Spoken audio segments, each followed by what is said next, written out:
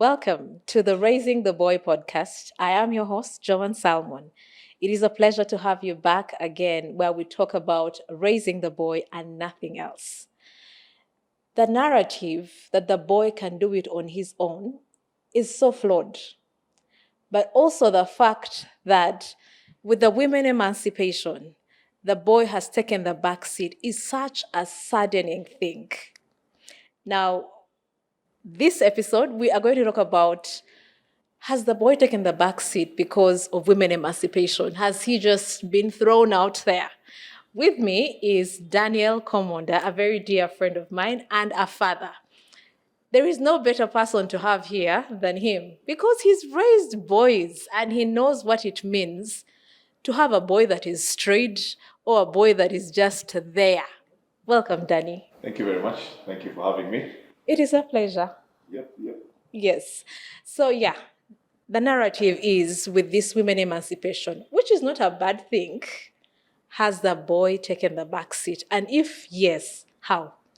So I was trying to do some reading. Women emancipation has been on for a while, right?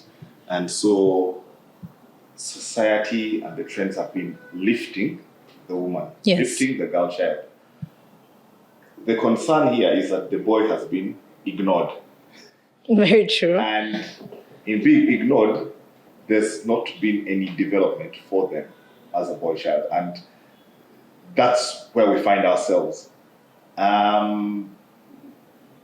There's always been stereotypes of what boys should be or men should be and girls should be, women should be. I am not that traditional. I think I've come to understand that roles reverse. Women can do as much as boys can, and women have been strengthened, they've been empowered. But the boy child has been forgotten. So there's all this stuff to ensure the girl child has opportunities in the workplace, in school. The boy child has sort of got to fend for himself. He'll figure it out. Yeah, so there's so much I can talk about this, and they're not supposed to have emotions. Hey. No, they are supposed to be confident, be macho all the time. What that has done, it has created, I think, a boy child who doesn't know how to tap into their vulnerabilities. Yes. So they are not supposed to be, they're not supposed to cry, they're not supposed to express themselves. So it leaves a very confused boy child. Like, why do I have tears? Like, if I feel angry, what do I do? Exactly. And I think that for me, in my opinion, has created such a huge imbalance in society. Because when we don't know how to be vulnerable, we don't know how to relate with people. Because then, why are you crying or why are you upset? But because I'm supposed to be strong. But what's happening is that the boy's child is dying inside. I always say that, and people think that, have I lost it? And maybe I'm maybe in the wrong skin. No, I'm not in the wrong skin. I am a woman, but I know that women cannot thrive on their own. And then when you tell this boy, man up, be strong, but you have not taught him the way you teach the girl how to be those things. Like, how do you expect him to figure it out? So for you, you think that the girl needs to be nurtured and taught, okay, you sit like this, but the boy will somehow just sort it out. I thought they were all children and then they are all growing and they need the guidance. And that's what you say is very true because, and I've seen it. I think it's so rife in society now. But you see, for example, I am not taught as a boy. There's no focus on how do I treat my peers, how do I treat my friends. That means there'll always be a risk when it comes to how do I treat my wife. Yes. Because I don't know. I've not been taught to have a listening ear, to be empathetic, and unfortunately, there's all these boys programs, and we're putting down the girl child, and we're doing it by sort of fanning the egos of boys. And unfortunately, my personal opinion is that it's very unguided, it's very misguided, and I worry. I really worry about the kind of boys that we have and that we're raising.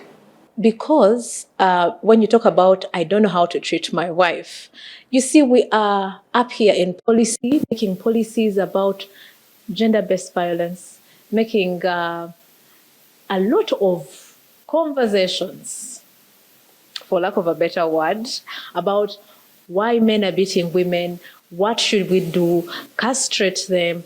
But how about we go back down to the grassroots and then teach this boy that, listen, that you don't have to beat her down for her to listen. Because I remember growing up, there is a lady that was brought home and she said, I need to measure if you and your brother are of the same energy. You know, this chick made us fight, like out of the blue. And I was thumped. And then she's like, now I know the girls are weak, the girl is weak, the boy is strong. But what did that help? And that is the thing that we are having in homes where they're like, you women are supposed to be in the kitchen. The boys, you're supposed to be you're supposed to take up after your fathers. But where are the fathers that they're supposed to be taking up from? You are sending these girls into the kitchen with their elder sisters, with their mothers, but you're telling this boy that he's supposed to be the other head of the home without ever having a present father to show him how to do it. Question is, who's defining them? And I mean, as a father, as a husband, as protector, provider, priest, all of the things that we know. And they're my default roles. But that should not stop me from being in a place where I'm able to have a heart-to-heart conversation with my son. Yes. To tell him how to deal with people of the opposite sex, to tell him how to deal with bullies. The case of the absent father is a tough one because then you've got children who are growing up, boys who are growing up unguided. And I mean, father wounds, we can talk about that forever. There's opportunities for society to step up. And society means both males and females. So, for again, maybe my request is to females is to say, be easy on the boy child. Be easy on him. Meaning, don't have too many, put so much pressure on, you should be doing this, should be doing this, should be doing this. There's a place for everyone to participate. If it's a home setting or if it's a relation, there's room for participation. Even for us as boys, every time as any opportunity we've got to talk to other men about, or other young boys about how they need to deal with people, how they need to deal with relationships. I think there's need for a more aggressive, a more assertive, more deliberate approach for us to find boys, talk to them, mentor them, and guide them, but also tell them it is okay to express how you feel. There's no shame in that. Yes. Because I think, honestly, vulnerability, which is something I find strange, is a thing we all need to tap into. I'm talking to the men. That we need to be, and it's okay to be vulnerable. It's okay not to know what you're dealing with at the time. It's okay to be confused. You're not supposed to have all the solutions. Exactly. But society has tuned us to say, be solution oriented. I don't know, and it should be okay. Yeah, it should be okay, because if you don't say I don't know, then no one is going to come up and say, can I help? Exactly. So, and it's okay to ask for help. Yes. And we've got, we'll be going forever. Yes, you say things that make me so excited, and I'm like, we need such men around our boys, around our nephews, around our uncles, to tell them that you don't have to figure it out all by yourself. Like, you're not an island. And like, you don't become weaker when you say, I don't know. You don't become weaker when you say, I need help, because that is also where the pressure comes from. Because it is not just from the ladies or the women where there's a very high expectation, but it's also from the men who tell fellow men that, how do you say that? How does your wife tell you that I need money and you say I don't have? No, just say I'll figure it out. But At the back of your mind, That's true. like, because it's that conversation that actually makes the woman think my man has got it all covered, and if I need anything, I know he will sort me out. So you are about to hang yourself. You're getting depressed because you have set yourself on a pedestal, and there's no one coming to rescue you. That's true. I think so. I think when I think about how I was raised. So for a long time, my father made me wake up every day and prepare breakfast for my family. It was strange. So it was one boy and four girls. And I think I found it confusing at the beginning. Then it became very normal for me. So for me, for a long time, I think recently when I asked him his thinking behind it, he said, "I didn't want you to have any assumptions of who a man is, who a man should be and shouldn't be. You should be able to do anything that society has deemed is a woman's role and a man's role." And obviously people get upset by this. Yes. But unfortunately, we're in a society where if we don't get clear about what it is that we need to do, we don't get clear about creating a safe environment for the boys to exist, to grow, Yes. to express themselves, then we're headed for trouble. We are very, very happy that we have had women emancipation, women are out of the kitchen, but then we have also seen that boys are seemingly now trying to become more feminine. Is it someone seeking for attention? Is it that there are very many women in his environment? The causes. You can list some of them for us, but then for a parent who sees their son becoming more feminine, what can they do?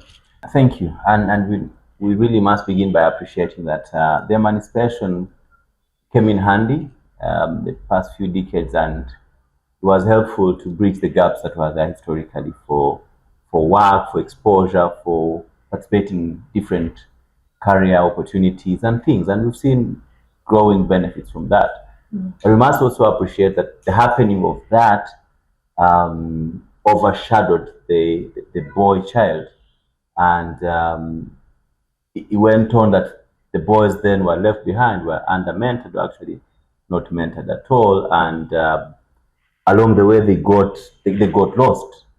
And where we are now, some boys do not have a firm sense of identity. They things that shaped our masculinity from our old men and uncles and fathers and grandfathers that helped in the transition from boyhood to manhood, that were clear, are no longer prized.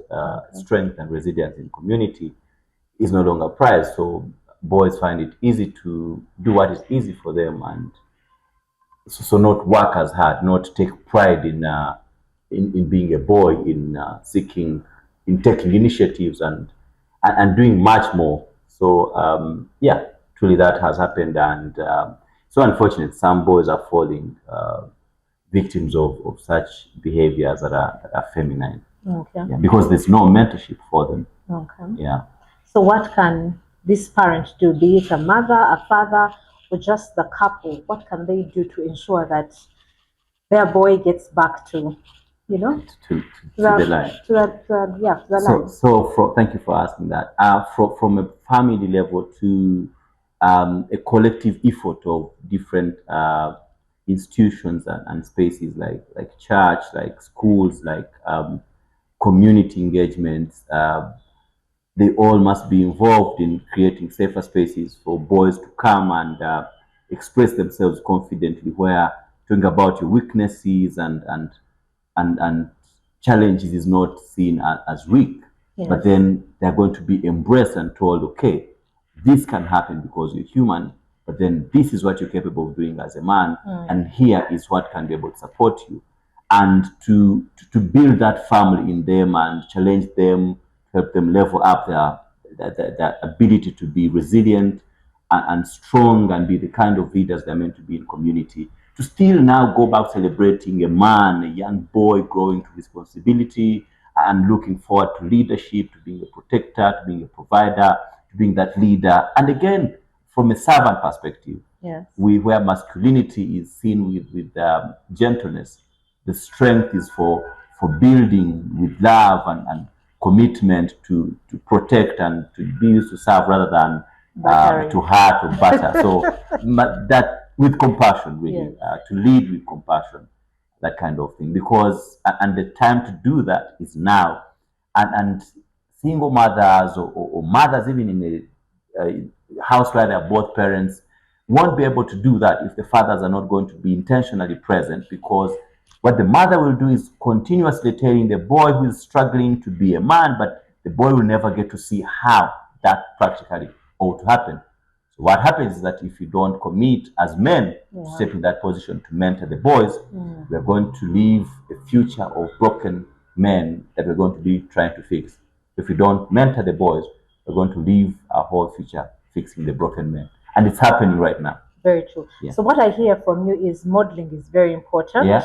Yeah. The support system must be very solid, and the men should take the lead. Yes. Because when the men are not there, then there is no example that this boy is going to look after. More is caught than taught. Yes. We catch the things, and it's more of do as I do. Yes.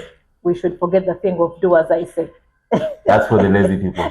I hear you. Yeah. Responsibility demands that I model it.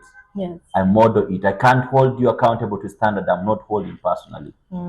It doesn't count. And very many men lately are not living up to the standards, yet they are very quick to notice where someone is falling short. So it's very key that the men also check themselves or have mentors to hold them accountable, so that they can be then able to shine a good light for the boys that they are in their households, in their communities, and in their environments. I hear you. How about a man that is already he's about to get married, but he has not had very good mentorship to help him become the man, the father, the husband that he should be. What should this man do? So many challenges such men face are insecurities. In relationships, especially, we've had this discussion when they meet, for example, an empowered woman. Because what society has done is equipping this girl, and the challenge that happens is that this girl meets this young man who has completely no idea what the responsibility of a man is, what masculinity is, what being able to protect that family is, what being able to love that woman to the level of even dying for them is, because I'm speaking from the biblical worldview, because that's what it means for a man to be a leader, to be a servant, to be a protector of that person. So what happens is that when things don't go right, because of the insecurities and the misunderstanding of what masculinity is, or some wrong kind of worldviews they've gotten from the mainstream media out there, then they quickly want to run out or don't want to take responsibility of their weaknesses. Yet actually they need to review themselves and in introspection and say, but could there be something that is wrong?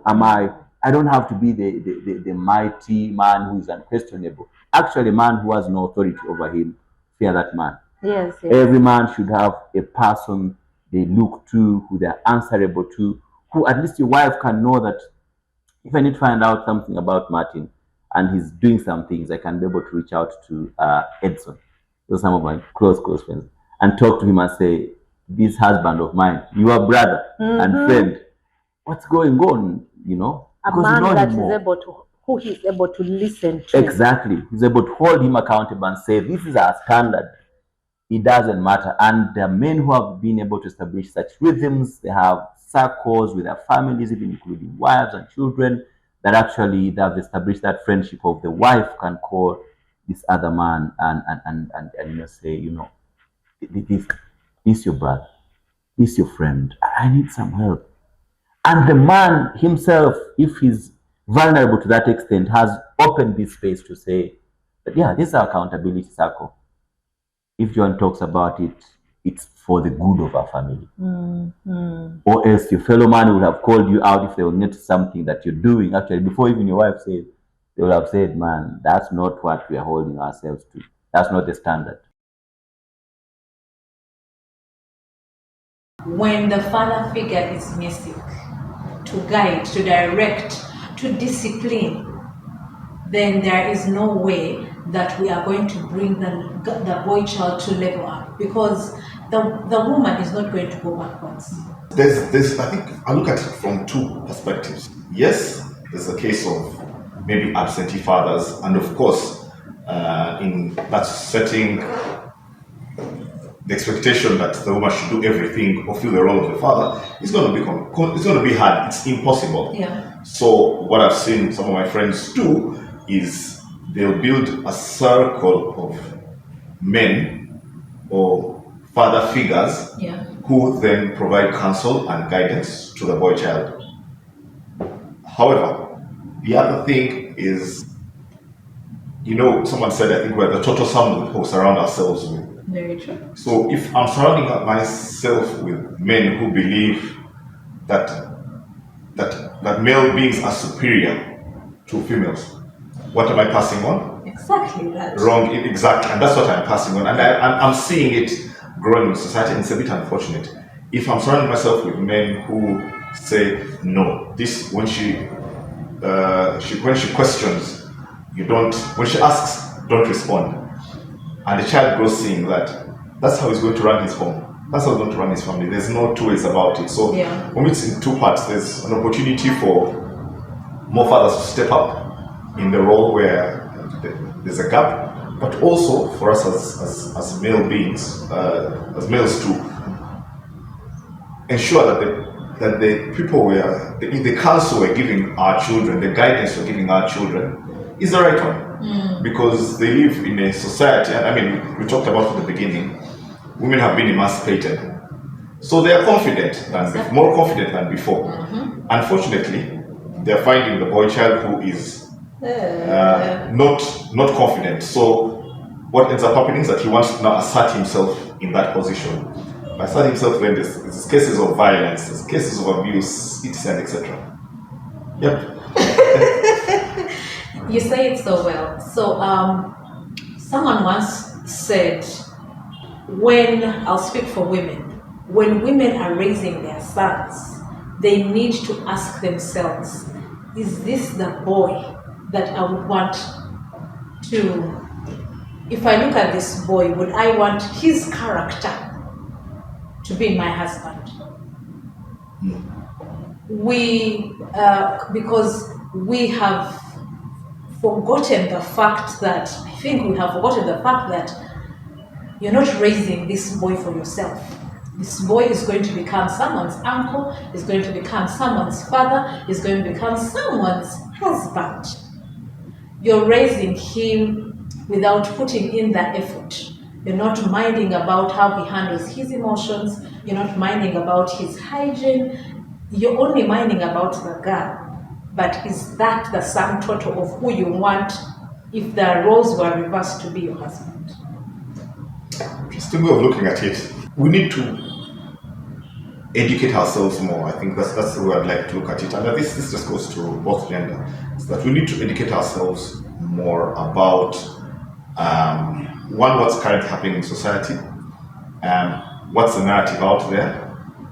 That then, and again, be aware and be conscious of the information that's going around. Because you see, again, I speak for myself, what I have done is, yes, I'm a father. What I have done is I have surrounded my son with other strong male beings around him, who have similar values. Very true. And again, are able to affirm him in places I'm not able to affirm him, are able to guide him in spaces where I am not able to connect with him. There's probably things he likes, like video games, and I cannot really play video games to save my life, but in those opportunities, he is creating connections. But again, understanding more about who he is as a person, but also understanding, this is how I treat people, or this is how you live in society. I like the way you put it. Surround him with these strong men. First of all, align with your values. Because I mean, like you earlier said, we are the sum total of the people we surround ourselves with. It's not about any man that can speak well into your son. Then the other thing is, you have sought the help. You're not going to be there in every incident. You're not going to be with him in school, him in hospital, him on the playground. But there are men who maybe their voice will be there, or they can be with him, like the video games.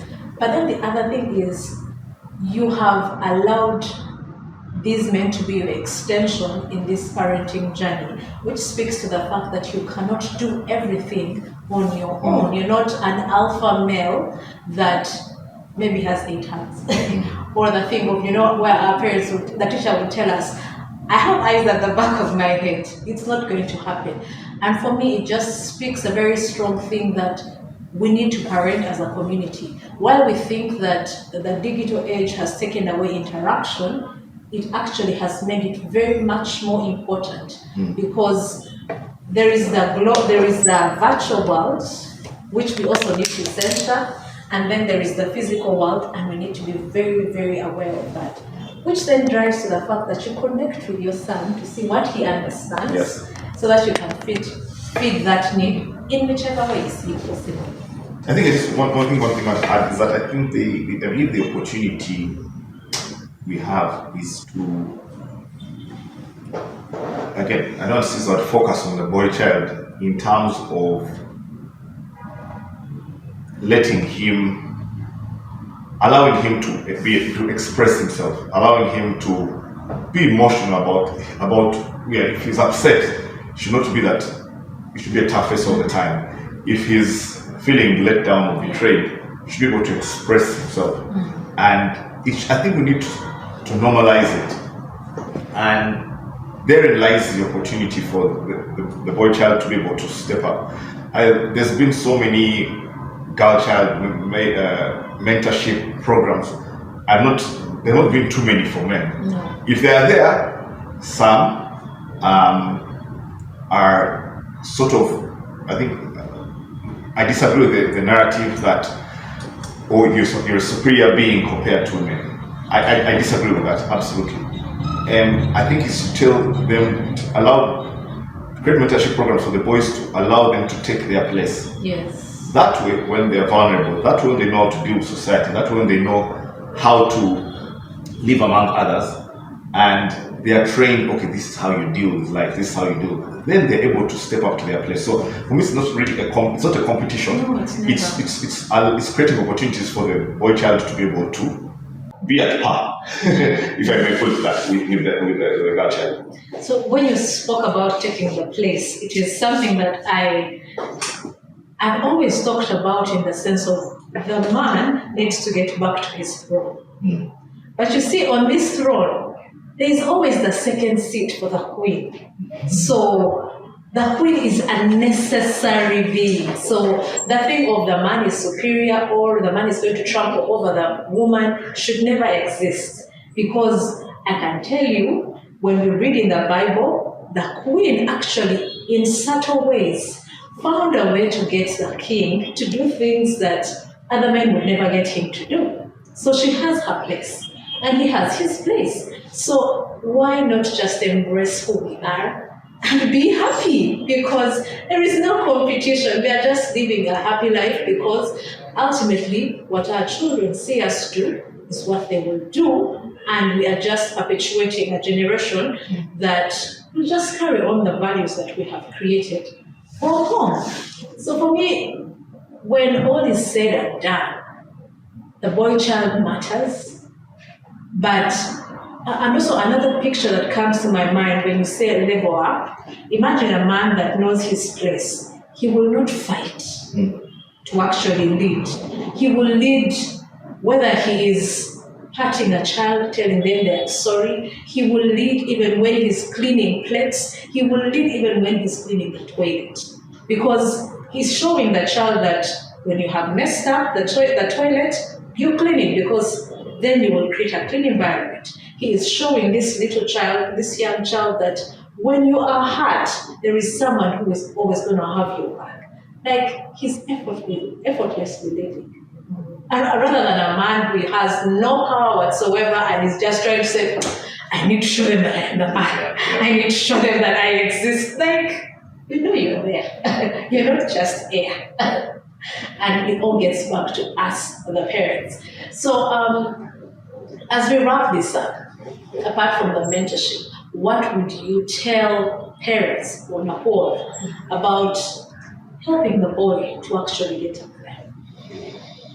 I think it's something I alluded to earlier on, is that in a setting, if I've got boys and girls, for starters, they're all children. Yes. So I start seeing them that way, then that's level ground. The natural inclination as fathers is to get the boy to toughen up. It's risky because then I'm trying to tell him the world is tough out there, but again, I think it's to allow the boy child to express. That's one, but also is to be intentional about what are the things that develop him. So sometimes the focus is, there's this. I mean, there's always been things like there's chisa cutting, there's all these other things, but what are the things that we need to do collectively as parents or in society to say, okay, here is the boy child, what are we going to do for this? Is it going to be like a boy's, I don't want to say the word camp, but it's things that allow them that will teach the right doctrine for starters. We talked about this earlier on, but also tell them it's okay to be upset.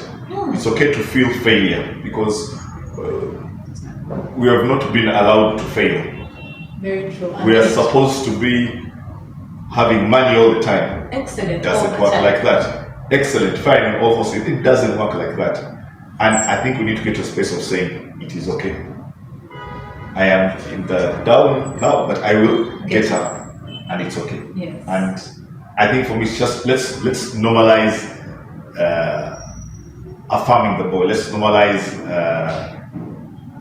make him feel safe. Let's normalize just him being able to get in touch with his emotions. Let's normalize him being vulnerable, and we'll be able to raise strong men. There is no being vulnerable doesn't mean you're not strong, but being vulnerable means you're able to know how to relate with the other gender. That's my 2 cents.